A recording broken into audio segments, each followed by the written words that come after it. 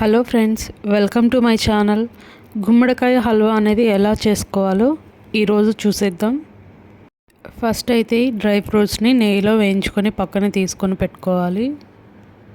ఇప్పుడు అదే కడాయిలో గుమ్మడికాయని చిన్న చిన్న ముక్కలుగా కట్ చేసుకొని వేసుకోవాలి. గుమ్మడికాయని ఇలా ముక్కలుగా అయినా తీసుకోవచ్చు, లేదంటే తురిమి అయినా తీసుకోవచ్చు. ఇందులో కొద్దిగా వాటర్ వేసుకొని గుమ్మడికాయ ముక్కలను అయితే ఉడికించుకోవాలి. ముక్కలు అనేది మంచిగా ఉడికిన తర్వాత మనం క్రష్ చేసుకుంటే ఇలా పేస్ట్ లాగా తయారవుతుంది. 1 కప్పు గుమ్మడికాయ ముక్కలను తీసుకున్నాం కాబట్టి 1/2 కప్ అయితే బెల్లం అయితే యాడ్ చేసుకోవాలి. హల్వాలో బెల్లం కాకుండా బెల్లం వేసే ప్లేస్లో షుగర్ కూడా యాడ్ చేసుకోవచ్చు. ఇప్పుడు ఇందులో కొద్దిగా ఇలాచీని అయితే యాడ్ చేస్తున్నాను మంచి ఫ్లేవర్ కోసం. అలాగే పించ్ ఆఫ్ సాల్ట్ అనేది కూడా యాడ్ చేస్తున్నాను. ఇలా స్వీట్ చేసేటప్పుడు కొద్దిగా సాల్ట్ యాడ్ చేసుకోవడం వల్ల ఫ్లేవర్ అనేది బాగుంటుంది.